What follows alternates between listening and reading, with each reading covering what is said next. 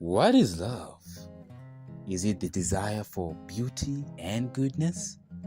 Plato's.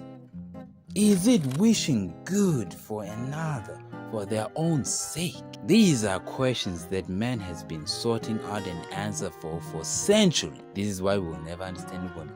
What is this to do with today's manga reading, you may ask? Well, a lot, due to today we are covering a romance manga. Ladies, chill. I know, this is why I'm covering it. I'm a hopeless romantic. And I'm single. Oh. By the way, I'm just gonna throw a fun little fact. This is the first ever manga that I've ever read. Unlike y'all niggas. Why? Y'all are normies. Because it's not Dragon Ball, it's not Bleach, it's not Naruto. In fact, I'm gonna read the manga's name right now. The name is My Life Turned Around After Being Cheated On and Falsely Accused. I ended up being adored by the most beautiful girl in school. Okay, guys, at this point, we gotta start talking about the freaking long titles that explain the entire whole series. Like, it was funny with Slime, Spider, and a couple of others that I forget because they freaking have long titles. But now...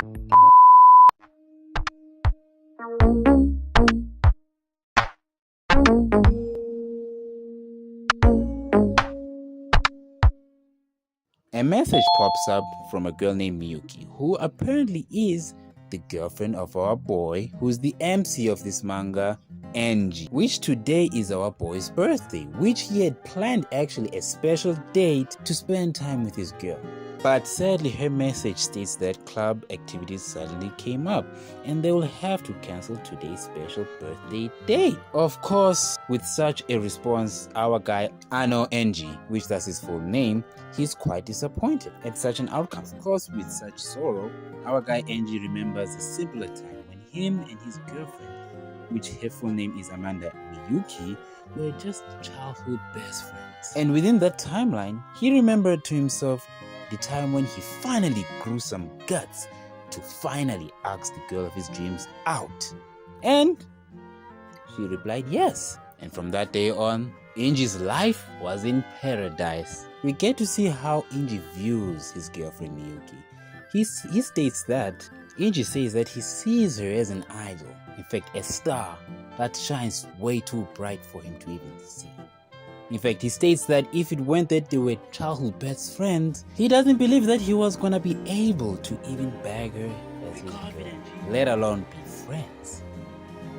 Back to reality, Angie finds it quite weird that Miyuki out of all people will blow him off like that, especially on the very first date. But he shrugs it off and he decides to himself he needs some fresh air and goes out for a break. As he's out, he walks by the theater, telling us that this very place was supposed to be him and Miyuki's first date.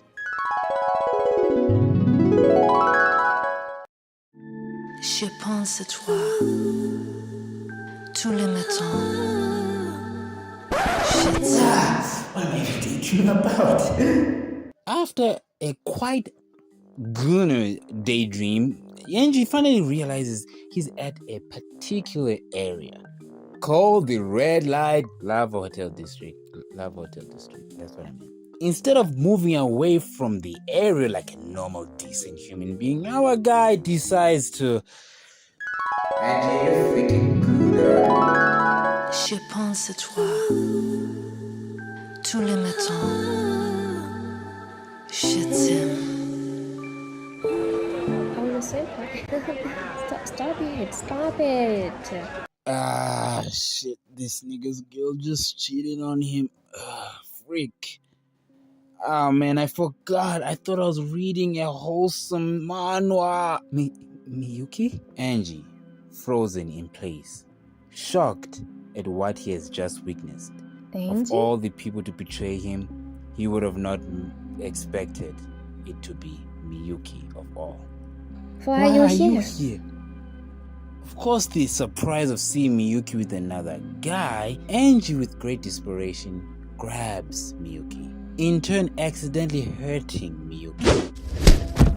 Angie trying to bring understanding towards the stranger that Miyuki is apparently cheating on both of them. Sadly, the boy, the stranger, blames Angie for being a stranger towards his girlfriend. Angie begging Miyuki to explain to the stranger that they are dating. The girl just keeps quiet. There is no way this girl will not only cheat on bro, but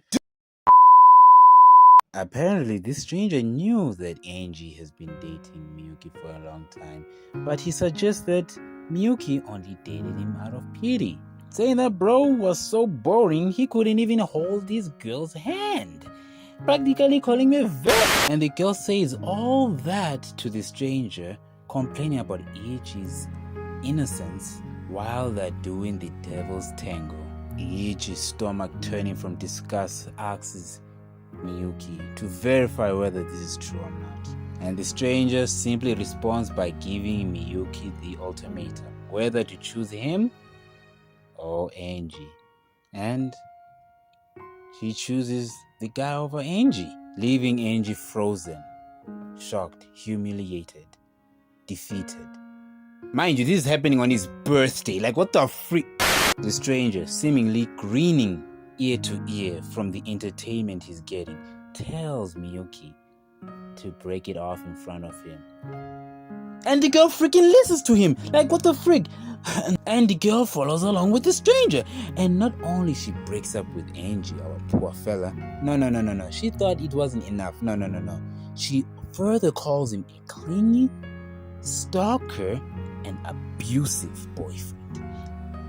That is the cause of their breakup, leaving Angie speechless, utterly destroying any piece of faith that he had on her. Oh no. You thought Miyuki was that? No. She utterly cuts all communication with the man like he was a plague, like he was cold. And from that day on, Angie's happy everyday life began to fall apart. Angie returns back home and it seems like the parents or his family owns like a restaurant. Pretty cool. Finding his mother and brother working, they were quite surprised that he had come home quite early, assuming that he was supposed to enjoy his first date special birthday with his girlfriend. Wait, have I been saying Angie? It's Aiji. What the freak? I'm not a... Due to the trauma bro received on his birthday, by the way. This happened on his birthday. Aiji was not in the mood to communicate with his family, so he decided to rush back straight into his bed. Aiji stuck within his bedroom, trapped within his bed sheets. All the traumas that happened within his birthday keep on replaying within his mind. He couldn't believe this is real. He thinks this is a dream that he remembers, but it is all real. Denying himself from eating anything that his mother brings to his bedroom, causing her to worry even more. Over and over again, he keeps on waking up from the very same nightmare of his girlfriend continuously cheating on him, doing the devil's tango, while he's watching them. Damn, While they're this making nigga to shit. watch. Wait. Waking him up, telling us that these very same nightmares that he dreams of every single night cause him to even fear the time of sleep. The next day we see Aiji walking to school and he bumps up to his friend, and his friend, not knowing that he had broken up, well, his girlfriend cheated and broke up with him and called him abusive. Anyways, his friend, who's ignorant to the entire situation, he asks him what's going on between him and Miyuki, his girl.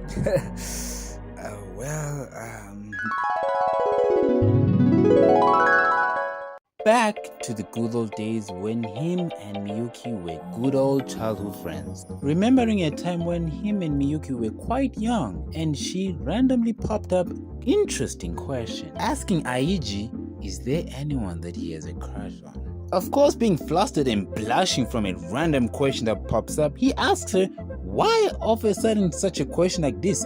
We don't normally talk about romantic stuff. Should I become your bride then? Damn. What type of game is this? I know she's a woman. Child. Kidding. Teasing the poor lad. Back to reality, Aiji tries to speak to Miyuki, but he gets cut off by her best friend, telling him to never speak to Miyuki, calling him an abusive creep, warning him to keep his distance away from her and to stop stalking her, leaving Angie shocked and frozen that she'll believe such a lie, while she moves on to consult Miyuki due to her apparently having traumatized by our boy's abusiveness. Time passes and we return back to Aiji's home.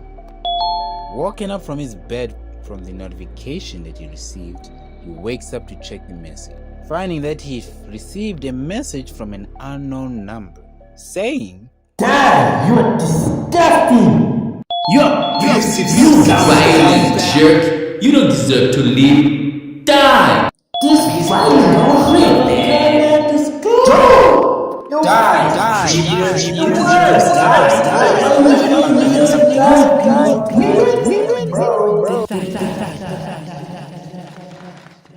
Aiji confused on why is he receiving such massive hate?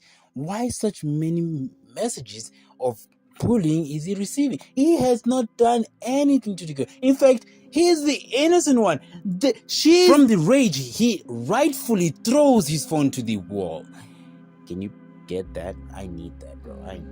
It's the next day. Aiji walks towards his class door, telling himself to just act like it's just a normal day. Hopefully.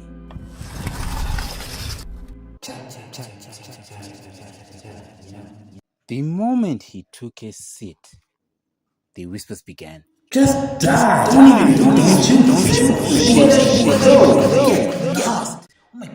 Even though I didn't do anything. Out of nowhere, bashing the table, Miyuki's friend tells him to shut the freak up, you abusive creep. Miyuki will never lie. Even Kondo, the football player. Wait, the stranger guy, the new boyfriend, they're in the same school, and his name is Kondo. Kondo West sees that stranger guy named Kondo. He's a football star player, and he says he saw him abusing the girl too. So they will never lie. And plus, these are two school celebrities. Who are they gonna believe? The celebrities or this random Joe who happened to date the celebrity? And you can bet on your money she doesn't want to hear Angie defend himself. After all, why will her best friend lie, right? Why? Even the celebrity guy, he saw her being abused and apparently saved her like the knight in shining armor. Angie left to wonder, why is this all happening to him? What has he done to deserve such? Due to the false rumors of him abusing his ex-girlfriend and stalking her, Angie is left to eat alone, facing the consequence of nothing because he's the one who got dumped and cheated on and abused because that one guy punched him for no reason. It goes on to be after school. He receives a message from the school club and it says they have cancelled for today. Aiji, realizing that he has no one to rely on in class and due to his loneliness, he decides to why not to go to the club room. Possibly, maybe, he might find someone there to talk to about this. And hopefully someone will hear out his side and finally understand the truth. As he walked in front of the club room, in thought of what I said before, he hears some voices. They lied. They'd never cancelled the club. They just never wanted to see him. In fact, they threw out the manuscript draft that I just spent all the time working on just to call him a talentless loser who was seriously pathetic. The deep realization that no one has his back, his classmates, or even the students that he so-called friends in the club, he decides to himself he better meet a teacher. But he finds Miyuki already at the homeroom with the teacher named Ayase, who already takes her side without even listening to her story. She doesn't know what's going on, but she's backing her up due to her being a good student. From the surprise that Miss Ayase will just take her side like that, he runs to only find within his locker, that's called a locker, right? But this is Japanese. What's this? Oh, It's called a genkan. So technically not a locker, but it is at the same time. So I'm right. And what the letter says, it practically threatens our boy. Death threat. And further says if the nigga snitches to any adult or his family, they're gonna go to his freaking family shop and ruin it. How? I have no clue. All alone, IG runs home. Back home, IG's mom is quite surprised her son has came home quite early. He's supposed to be usually at clubs right now. Asking him, are there no clubs today? IG confirming her assumption. IG's mom gives him advice to take a break since lately he has been quite looking depressed or tired, and he takes it. His mother and brother try to give him some motivation to not worry about them. In fact, he's quite young. He should enjoy his years in high school. Actually, they're right. Most people in their life, they've peaked in high school. After high school, they got nothing to do. So the very least, our boy could enjoy high school. I'm not saying he will peak. I'm just saying, like for his eye, who finished high school, who's in college, my whole routine is home, workshop, which is college, back home, then Brahm class, which is where I do my classes, then back home, then home the whole time. Damn, my life sucks.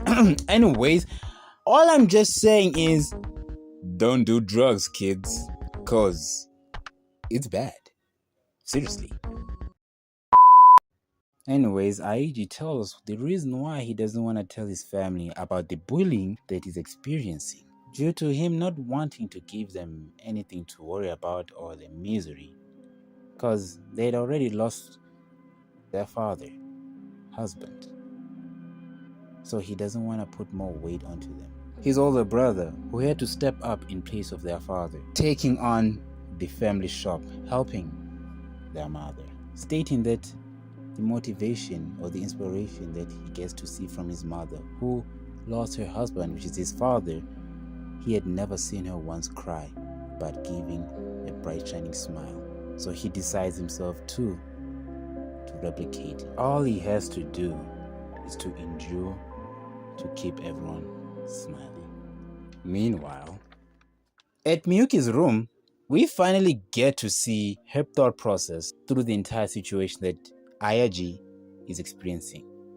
It's totally laughable, stating that ever since that day, the day when he broke up with Ayaji and calling me a creep and a stalker, she has not been able to sleep, asking herself why Ayaji had to be in that place, there, to find her with another man. It has to be a dream, she tells herself. Once again asking herself, only if Kondo hadn't been there, she would not obviously broken up with Angie. After all, she loves him. And when she saw Angie being bullied, she almost cried. But she remembered, she is the reason at fault. The reason why Angie is being bullied. Miyuki taking a moment to remember back when she was still dating with Angie. She had a girl talk with her friends, saying that she was quite happy with the relationship, but her only issue was the lack of progression within the relationship, physicality. And her best friend totally misunderstand the entire statement she said. She decides to give her the great idea, and not only give her the great idea, to take her to another guy. Huh? What the freak? So the solutions of her girlfriends that they gave, it wasn't to move the relationship in a pace that she wants, to her to speak to her partner about the problem within the relationship due to it's a partnership, or even to the very least to break up with the guy. But no, breaking up is not the option. No, we want two cakes. Nah, the solution is to cheat on the poor brother. That's high school romance. I think I never heard of it.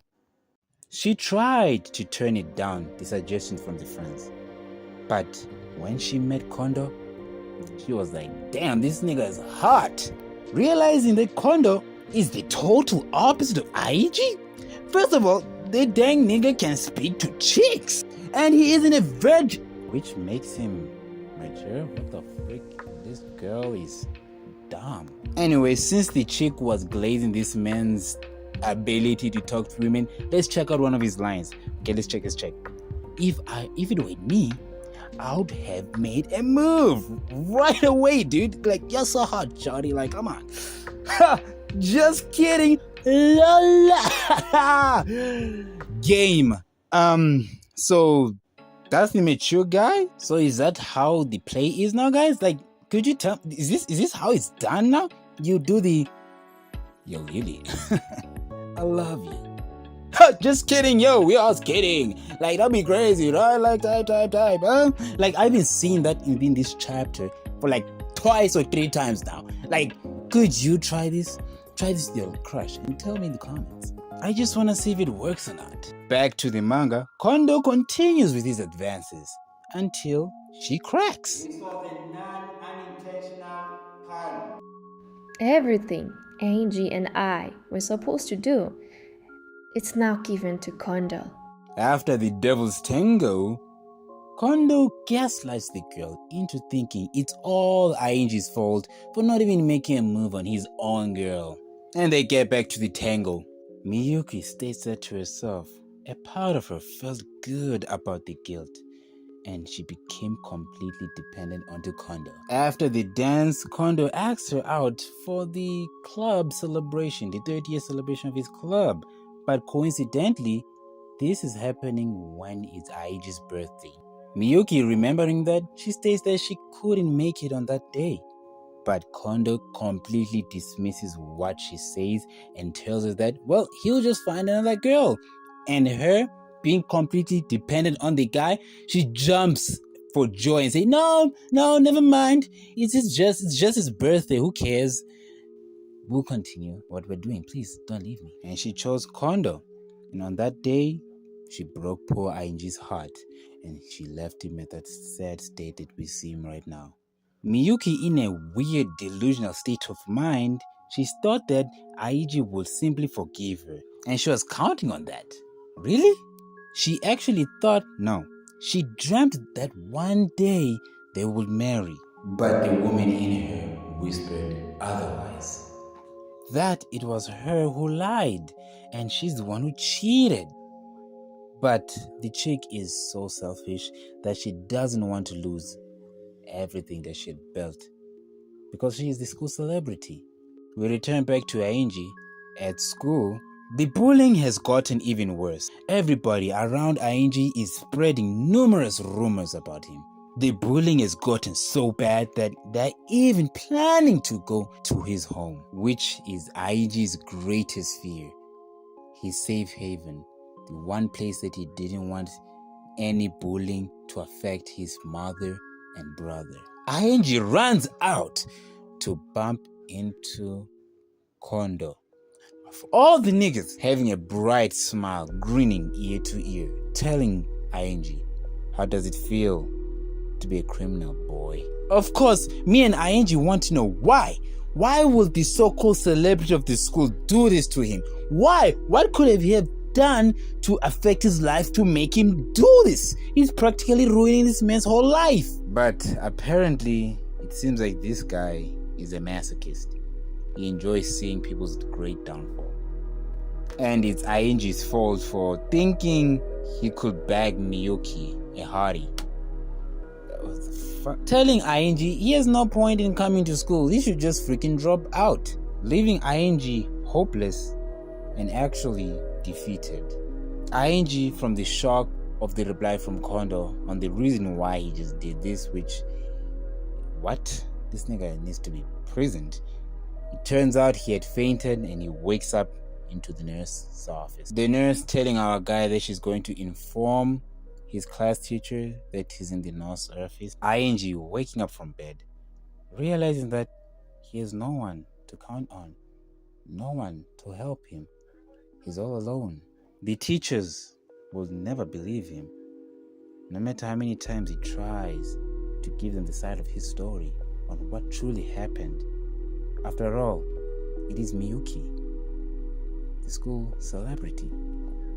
He cannot bear himself to tell his mom or brother about the situation that's happening.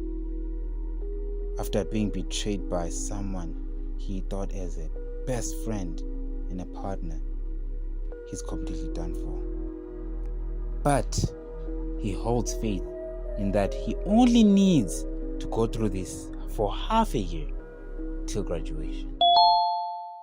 Actually, after what you did to Amada, the other club members are actually too scared. I'm really sorry, but we would like you to stop coming to the club. Sorry. Stop coming to the club. But it's not true. I didn't do anything. ING was pushed to his breaking point. At this point, he couldn't hide his emotions. He let them all out. Leaving the nurse's office, ING decides to go to the school roof to be left alone with his thoughts. But his thoughts only reminded him of what his so-called classmates and fellow students say to him. Die! Go to hell! What are you even doing? Why would you abuse me? IG thinks to himself, it will be better once he jumps off the roof.